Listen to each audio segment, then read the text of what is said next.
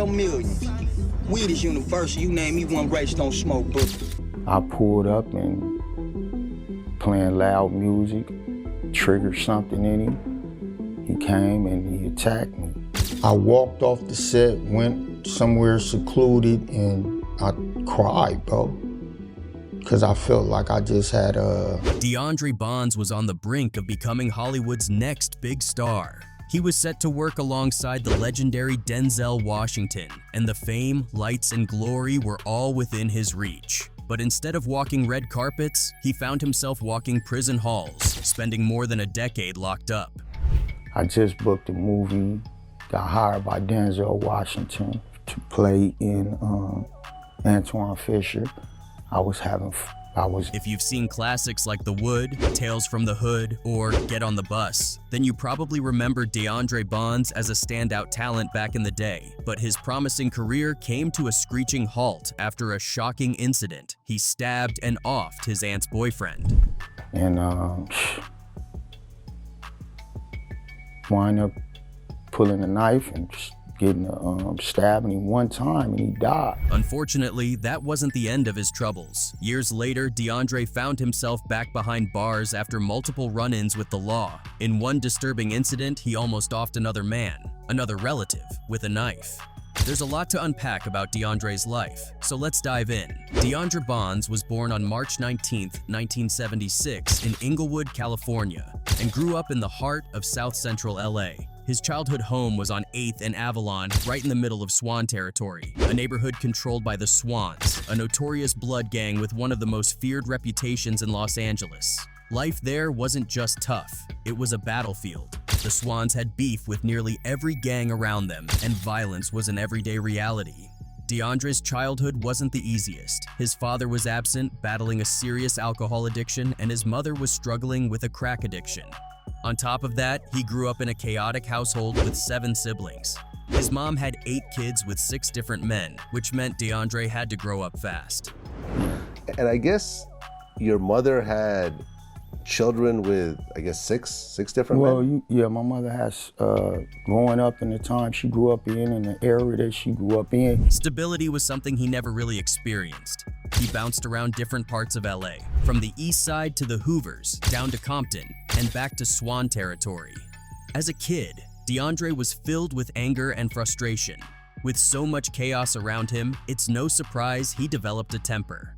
By the 6th grade, he was already getting kicked out of school for fighting. But despite all this, DeAndre somehow managed to avoid getting caught up in the gang life that dominated his neighborhood.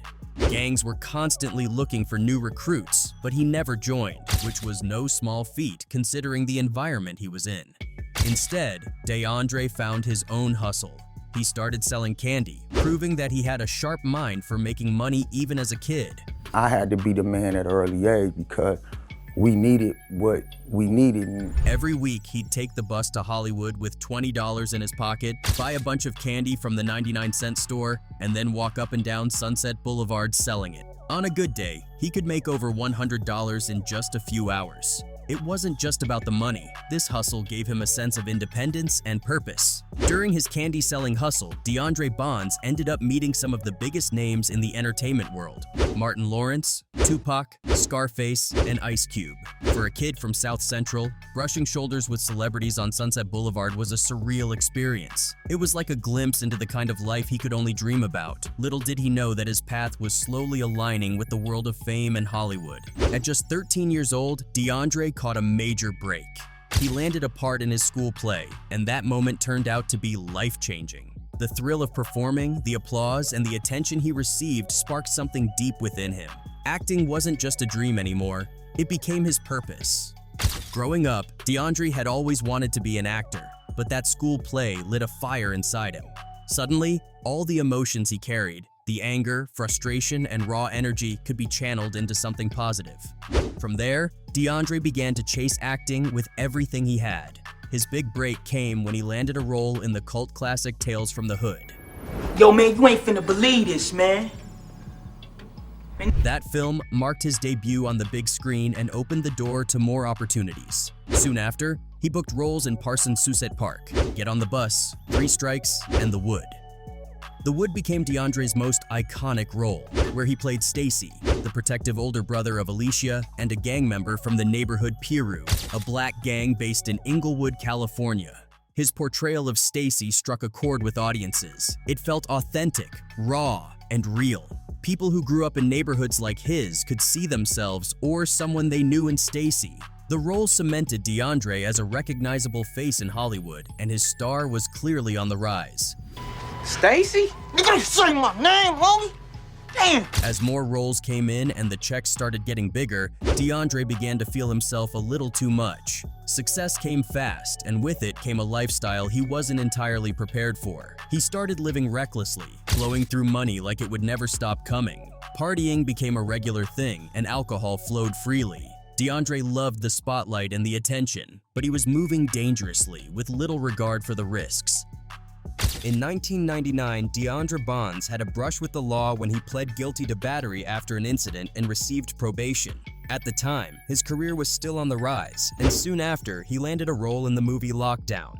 But just a few months before filming began, life threw another curveball his way, one that reminded him how close the streets of South Central still were to his reality.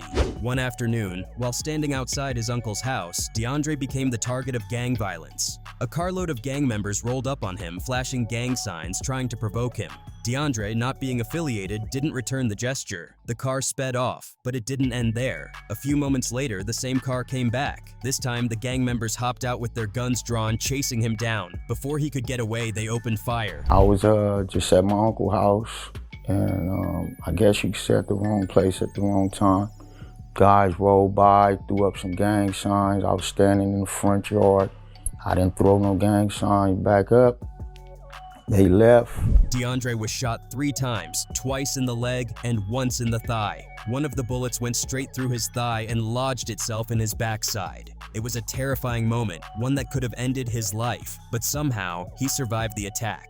He was rushed to the hospital and, despite the severity of his injuries, walked out alive. For DeAndre, getting shot wasn't a shocking experience. It was just another harsh reality of growing up in South Central Los Angeles. According to him, back then, getting shot was almost normal, something that could happen to anyone, for no reason at all. But instead of being shaken by the incident, DeAndre felt something else entirely. He compared the experience to how Tupac Shakur must have felt after surviving his own shooting, like a straight-up thug who had been tested by the streets and came out alive. With that mindset, DeAndre didn't let the shooting derail his career. In fact, he showed up to the Lockdown set on crutches, carrying himself with a newfound swagger. The production team even wrote his limp into his character, making the injury a part of the story. Lockdown turned out to be one of DeAndre's most praised performances. In the film, he played a man who was wrongfully imprisoned for murder, a role that required him to dig deep emotionally. Sorry if I have a seat. Yeah. The movie was shot at the infamous New Mexico State Prison, the site of one of the deadliest prison riots in U.S. history, where over 33 inmates had lost their lives. The grim setting added to the intensity of the story, and DeAndre poured everything he had into the role. Many fans and critics consider his performance in Lockdown to be his most well-rounded work. But even with all the praise, there were moments during filming that left DeAndre deeply conflicted. One scene in particular took a toll on him, a moment where his character was SA'd by a cellmate. He managed to get through one take, but afterward, he was overwhelmed with emotion. He walked into another room and broke down in tears, feeling like he had betrayed himself by agreeing to do the scene. DeAndre later admitted it was one of the most difficult scenes he'd ever filmed, and if he could, he'd erase it from his career. No, I did not want to do it. That's one of the worst scenes I ever did. And I wish I could go back and take it. But despite the emotional toll Lockdown took on him, DeAndre bounced back. DeAndre Bonds was in high spirits when he pulled up to his aunt's house on September 5, 2001. Just a few weeks earlier, he had booked a supporting role in Denzel Washington's directorial debut, Antwone Fisher.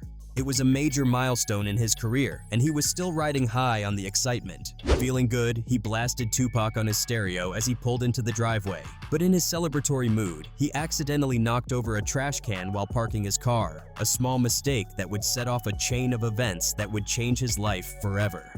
As DeAndre stepped out of the car, his aunt's boyfriend, Anthony, confronted him about the trash can. Words quickly turned into a heated argument, and before long, a fight broke out between the two men. Anthony, who was much larger than DeAndre, easily overpowered him. It wasn't just a scuffle. Anthony kept beating on DeAndre, and it became clear that things were escalating fast. Desperate to protect himself, DeAndre ran into the house and grabbed the first thing he could find, a steak knife from the kitchen. When I pulled up and he was attacking me and I'm trying to defend myself, I couldn't get him, you know what I mean? So I ran in the house and I grabbed it. With the knife in hand, he tried to issue a warning, hoping Anthony would back off, but Anthony wasn't deterred. Instead, he rushed at DeAndre again. In the heat of the moment, DeAndre did what he thought he had to do to defend himself. He stabbed Anthony once in the chest. And this time when he approached me and he swung, I stuck the knife out and he got hit in the chest. At first, neither of them realized what had happened. It all happened so fast. But then they both saw the blood, so much blood. It was everywhere. The fight came to an abrupt halt and Anthony collapsed. DeAndre tried to help him, and Anthony ended up dying right there, in his arms. For DeAndre, the whole thing felt surreal, like a terrible dream he couldn't wake up from. He was in shock. This wasn't how things were supposed to go. He hadn't gone to his aunt's house looking for trouble, let alone to off anyone. But now, someone was dead, and there was no undoing it. The police arrested DeAndre shortly after, charging him with MDR. To make matters worse, he wasn't given any bail, which meant he had to sit in jail while waiting for his case to move forward. What made it even harder to swallow was the fact that prosecutors initially charged him with first-degree premeditated MDR. Their argument was that by running into the house and grabbing the knife, DeAndre had shown intent, which made it premeditated in their eyes. For DeAndre, this was devastating. He wasn't a MDR. He hadn't planned any of this. It all happened in the middle of a physical altercation. But now, he was facing a charge that could send him to prison for life. During his time behind bars, DeAndre had to fight his case for over a year. The prosecutors eventually offered him a plea deal, 12 years for manslaughter. But DeAndre turned it down. When the case finally went to trial, the jury didn't buy the first-degree MDR argument either. They found DeAndre guilty of manslaughter instead of MDR, which was a huge relief for him. Manslaughter still carried a heavy sentence, but it was nowhere near the life sentence he would have faced if he'd been convicted of first or second-degree MDR. They said not guilty on first degree, not guilty on second degree. I felt relief because I knew that my intention wasn't murder. In the end, DeAndre accepted his fate. He understood that someone had lost their life and that his actions, even if unintentional, had led to a tragic outcome. He didn't go to his aunt's house that day with the intention of hurting anyone, but he was still willing to take responsibility for what had happened. DeAndre Bonds has always maintained that the way his sentencing was handled wasn't fair. According to the law, when he was found guilty, his sentence should have been decided by the jury, not the judge. But that's not what happened. The judge dismissed the jury entirely and took matters into his own hands, handing DeAndre the maximum sentence for manslaughter. What made this worse was the fact that the maximum the jury could have given him was 7 years. Instead, the judge gave him 11 years. He gave me the maximum sentence. Oh, the jury could have given you a lower sentence. The max they could have gave me was 7 years. To DeAndre, it felt personal. He believed the judge was biased against him, likely because of his race. It didn't make sense to him, especially considering how much support he had in that courtroom. He had a long list of people who showed up to vouch for him. His family, the directors he had worked with, people from his community, even the church. No one spoke against him, not even the victim's family. In fact, the victim's mother personally spoke on his behalf, saying she knew him and his character. Despite all of this, the judge didn't seem to care. DeAndre felt like the deck was stacked against him from the start. Not one person in that courtroom that was against me, not even from the victim's family, because the mother knew me, my character. So, with that, DeAndre was sentenced to 11 years in prison for manslaughter. He ended up serving his time at the Ironwood State Prison in California, a notoriously rough facility. Prison wasn't easy, far from it. As an actor, he stood out immediately. Other inmates recognized him from his movies, and that made him a target. Some would challenge him outright, and others would press him because of the roles he played, like Stacy from The Wood, who was a gangbanger. In prison culture, people don't always separate the man from the character, so DeAndre had to constantly prove himself to survive. He programmed hard, meaning he stuck to the rules, stayed focused, and did what he needed to do to get through. But that didn't mean it was smooth sailing. He witnessed people die right in front of him. Violence was everywhere, and it was unavoidable. At one point, he even had his jaw broken in a fight. The years of trauma and constant stress left permanent scars on him, both physically and mentally. After serving his time, DeAndre was finally released on March 29, 2011. Walking out of those gates was a moment of freedom, but the transition back into society was anything but smooth. He had spent so many years in survival mode that the world outside felt like an entirely different place. For the first year, he struggled just to be around people. Crowds made him anxious, and he often found himself feeling like an outsider. In 2012, he got back into acting and landed a role in the police drama film Gangster Squad. It was a big deal for him, a sign that he could still have a future in Hollywood despite everything he'd been through. Things seemed to be looking up, but life wasn't quite done throwing challenges his way. In 2015, DeAndre faced another scary ordeal. He was attacked in Los Angeles by unknown gang members. The SLT was brutal. They beat him unconscious, leaving him with injuries all over his face and body. Even though he was no longer in the streets hadn't forgotten him. Thankfully, DeAndre survived the attack and was able to recover, but the experience left its mark. Not long after, DeAndre found himself in trouble with the law again. He was caught carrying a knife while walking down the street. To him, it was a matter of survival. He carried the knife for protection because he still had enemies who wanted to harm him. Well, I guess after you got out, you got arrested again and had to do 20 months? Yeah, I did 20 months. What was it for? Carrying a knife. Unfortunately, the authorities didn't see it that way, and he ended up having to serve another year behind bars. It was a setback, no doubt, but it wasn't enough to break his spirit. When DeAndre got out, he was more determined than ever to rebuild his life and his career. He worked hard to repair his public image and prove that he was more than the mistakes of his past. His perseverance paid off when he landed one of the most iconic roles of his career, playing Scully on the hit TV series Snowfall. Scully wasn't just any character, he was the leader of the Crenshaw Mafia Bloods, a gang operating in the heart of Inglewood. In the show, Scully's territory was the infamous Bottoms, an apartment complex that served as the gang's ground zero. While the show made it look authentic, the actual filming location was an apartment complex on 2625 Pasadena Avenue in Lincoln Heights. What made Scully such a standout character was his complexity. At first, he was portrayed as completely unhinged, a bloodthirsty gang leader with screws loose. He was feared by everyone, and for good reason. But as the show progressed, Scully's character began to evolve. Layers of his personality were revealed, showing that he wasn't just a one-dimensional villain. He had depth, struggles, and moments of redemption. By the end, Scully became one of the most relatable and redeemable characters on the show. Fans who had followed his career from the beginning were thrilled to see him back on screen, doing what he did best. More than that, DeAndre's journey was inspiring. He had been through hell, but he never gave up.